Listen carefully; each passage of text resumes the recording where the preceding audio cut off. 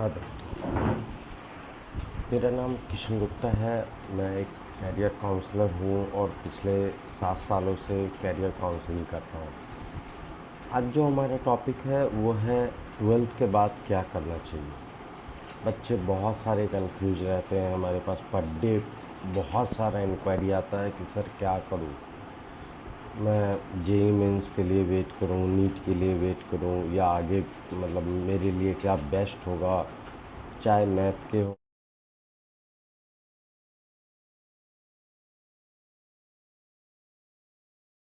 हों या बायो के हों या कोई भी स्ट्रीम के हों, कोई उससे इशू नहीं है। हमारा सवाल है कि 12th के बाद क्या करना चाहिए। देखिए, सबसे 3 टाइप के बच्चे होते हैं हमारे पास। एक जो पेरेंट्स के कहने पे मतलब कोई भी कोर्स करते हैं। दूसरा, जो सेल्फ समझते हैं कि मुझे आज से 3 साल बाद या 4 साल बाद किस पोजीशन पे रहना है, किस जगह पे जॉब करना है और क्या मेरा एम है। और जो तीसरा टाइप के बच्चे होते हैं वो ये होते हैं कि मैं पेरेंट्स के बात पे चल रहा हूँ, बीटेक कर रहा हूँ या जो भी कोर्सेज पेरेंट्स बोल रहे हैं मैं बस कर रहा हूँ। देखिए, सबसे पहले आपको एक चीज़ क्लियर करना पड़ेगा कि आपकी हॉबी क्या है, आपका इंटरेस्ट क्या है। जिस चीज़ में आपका मग्न ज़्यादा हो, जिस चीज़ में आपको समझ ज़्यादा आता हो, जिस चीज़ का आपको इंटरेस्ट ज़्यादा हो, आप वो करें। सिंपल सा बात है, 12th के बाद आप वो कर सकते हैं।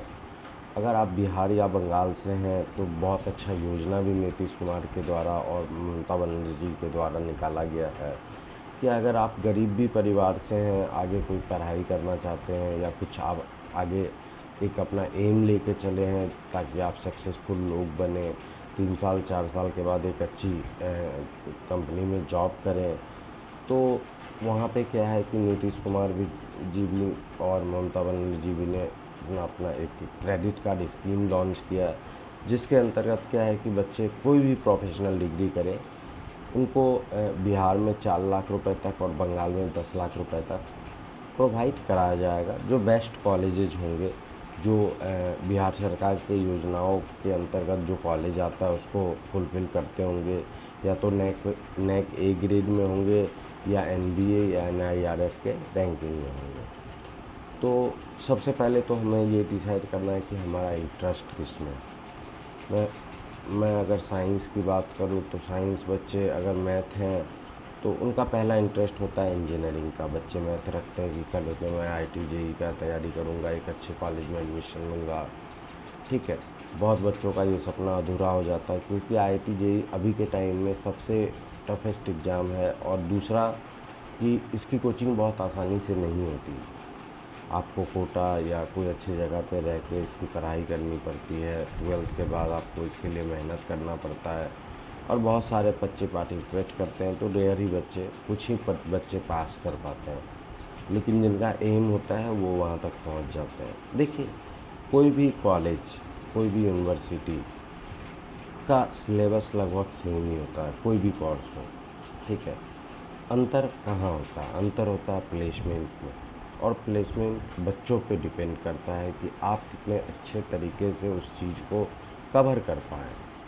सपोज डैट मैं एक एग्ज़ाम्पल लेता हूँ कि आप बीटेक कर रहे हैं। बीटेक में 8 सेमेस्टर आपने पढ़ाई किया, आपका जो इंटरेस्ट था वो सॉफ्टवेयर लाइन में था और आप जो ट्रेनिंग लिए वो वेबसाइट लाइन का ले लिए।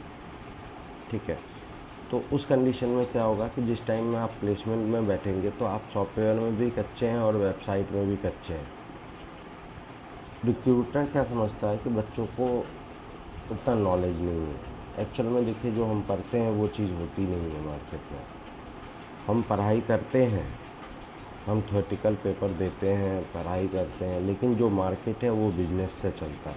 कोई भी कंपनी है, जब तक आप कंपनी को प्रॉफिट देते रहिएगा कंपनी आपको रखेगी, जब तक आप प्रॉफिट देना बंद कर दीजिएगा कंपनी आपको निकाल देगी। कंपनी को प्रॉफिट का मतलब है, पहली चीज़। दूसरा, रूल्स रेगुलेशन है जिसको हमको मेंटेन करना रहता है।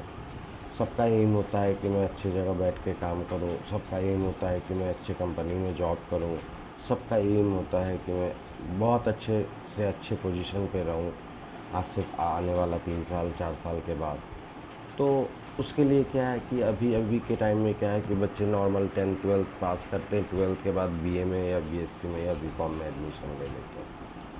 आप कभी गौर से सोचिएगा कि अभी सरकारी नौकरी का जो मतलब कंपटीशन है वो कितना हाई है। और धीरे धीरे आप ये मान के चलिए कि सारा चीज़ प्राइवेटाइजेशन हो रहा है, चाहे वो रेल हो या फ्लाइट हो, सारा चीज़ प्राइवेटाइजेशन हो रहा है। प्राइवेटाइजेशन होने के बाद आपकी सरकारी नौकरी नहीं, आपकी प्राइवेट एज ए इंटरव्यू आप मतलब दोगे प्राइवेटाइजेशन होने के बाद। वहाँ पे आपका डिग्री खोजा जाएगा, ना कि आपका ऑब्जेक्टिव में आप कितना मार्क किए हो या सब्जेक्ट मतलब क्या आप किए हो, उससे वो कोई बहस नहीं है। अभी के टाइम में 12th के बाद आप जो भी कोर्स करें, चाहे जो भी चीज़ का आपका इंटरेस्ट हो, अगर आप बिहार से हैं तो बिहार सरकार का योजना का फ़ायदा उठाएं, अगर आप बंगाल से हैं तो बंगाल सरकार का योजना का फ़ायदा उठाएं। आप कुछ भी कर सकते हैं। 12th में मैथ्स से आप मैथ्स से हैं, इंजीनियरिंग कर सकते हैं, फार्मेसी कर सकते हैं। आपका इंटरेस्ट है कि मैं डिप्लोमा करूं, डिप्लोमा कर सकते हैं। आपका इंटरेस्ट है मैं बीबीए करूं, बीबीए कर सकते हैं। आपका इंटरेस्ट खाना बनाने में, आप होटल मैनेजमेंट कर सकते हैं। आपका इंटरेस्ट मास कम्युनिकेशन में, आप जर्नलिज्म कर सकते हैं। मतलब डिपेंड अपॉन द इंटरेस्ट कि आपका इंटरेस्ट क्या है। और साइंस वाले ऐसे बच्चे होते हैं जो कुछ भी चाहें वो कर सकते हैं। आर्ट्स वाले बच्चे ऐसे नहीं होते कि जो कुछ भी चाहें कर सकते हैं। तो साइंस वाले हमेशा क्या है कि कहीं ना कहीं एक एम लेके चलते हैं कि मुझे इस पोजीशन पे रहना है, ठीक है। और बिहार सरकार और ममता बनर्जी दोनों को धन्यवाद करना चाहिए कि बच्चों के लिए इतना अच्छा स्कीम उन्होंने लाया कि आप पढ़ाई करें।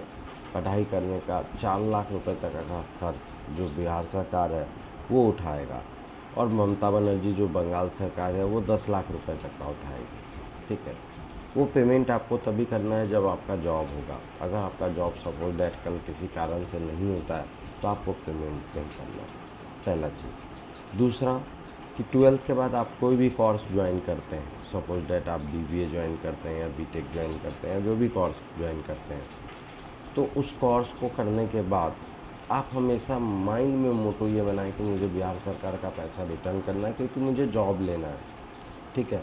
और अभी के टाइम में सिर्फ वही कैंपस बिहार सरकार के लिस्ट में है जिसके पिछले 3 साल का रिकॉर्ड 90% के अबव रहा है या 90% के एवरेज में रहा है प्लेसमेंट के लिए, ठीक है। बाकी सारे कॉलेज को छांट दिया गया है बिहार सरकार के द्वारा। बंगाल में अभी मैक्सिमम जो अच्छे कॉलेजेस हैं, जो अच्छे मतलब प्लेसमेंट देते हैं, अच्छे पैकेजेस प्रोवाइड कराते हैं, उनके लिए बंगाल में कॉलेज आपको अवेलेबल हो जाएगा। लेकिन बिहार में कुछ लिमिटेड कॉलेज बचे हुए हैं, कुछ लिमिटेड सीटें हैं। बिहार में प्रॉब्लम ज़्यादा है इस चीज़ को लेकर। और सबसे बड़ी बात है, आप बीए बीकॉम और बीएससी करके आप भीड़ में खड़े रहने की आपको कोई ज़रूरत नहीं है। आप मुश्किल से 3 साल या 4 साल का कोई भी कोर्स करें 12th के बाद, और आप आराम से कैंपस प्लेसमेंट लेके निकलेंगे, जॉब के साथ निकलेंगे। और उसमें सबसे बेनिफिट क्या होगा कि अगर आप घर में जॉब के साथ निकलेंगे ना, तो आपके साथ 2 बच्चे और भी हैं जो जिसको आप गाइड कर सकते हैं अच्छे से, जो आपके बातों को समझ सकता है अच्छे से। मैं ज़्यादा कुछ नहीं बोलूँगा, पहले तो आप अपना इंटरेस्ट देख लीजिए कि आपका इंटरेस्ट किस में है। एक कॉपी उठाइए, उसमें ये देखिए कि मैं क्या कर सकता हूँ, 3 साल बाद मेरा लाइफ क्या होगा, ठीक है। उसको आप नोट डाउन कीजिए। और इसके बाद आपको कोई भी प्रॉब्लम आए, कभी भी प्रॉब्लम आए, रात के 12 बजे भी जो स्क्रीन पे आपका नंबर चल रहा है उस पर आप कॉल कर सकते हैं। और रहा काउंसलिंग का, मैं ऑनलाइन काउंसलिंग भी करता हूँ। अगर आप बिहार से बाहर बैठे हुए हैं तो आप मुझसे बात कर सकते हैं बाय द जूम मीटिंग, जो भी आप यूज करते हैं उसके थ्रू ऑनलाइन काउंसलिंग हम लोग कर सकते हैं, जो कि फ्री ऑफ कॉस्ट है। मैं किसी भी चीज़ का चार्ज नहीं लेता हूँ, इसलिए आप लोग बेहिचक टेंशन फ्री होकर मुझे कॉल करें, कोई इशू नहीं है।